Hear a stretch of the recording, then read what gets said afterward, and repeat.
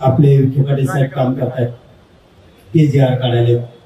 आमच्यामध्ये वरगडा लाड भाऊ आले, प्रसाद लाड साहेब.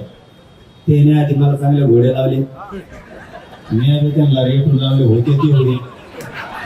आता आम्ही पक्के मित्र झालो त्या निमित्त. कमीत कमी आता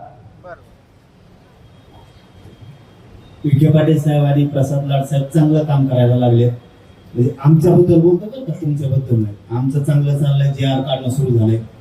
त्यामुळे आम्ही शाबासकी पण दिले. तितक्या मोठ्या मनाचे संस्कार आमच्यावरती आमच्या समाजाने केले सुद्धा. आणि राहिलेले कामं ती 22 तारखेपर्यंत करतोय म्हणले. मग मला विश्वास थोडा पडला त्यांचा, म्हणून तुम्हाला ठेवा म्हणलं आल्या सरशी. म्हणजे आता आऊ ठाण्याला उभा राहिलो तर सगळं जाऊ ठाण्याला लागलो.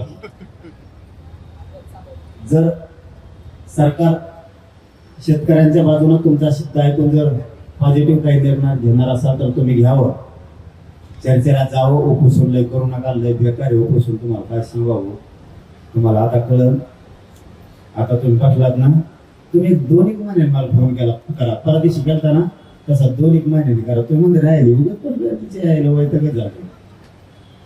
कारण चांगल्याच चांगल्याचा बरगड्या मोडा.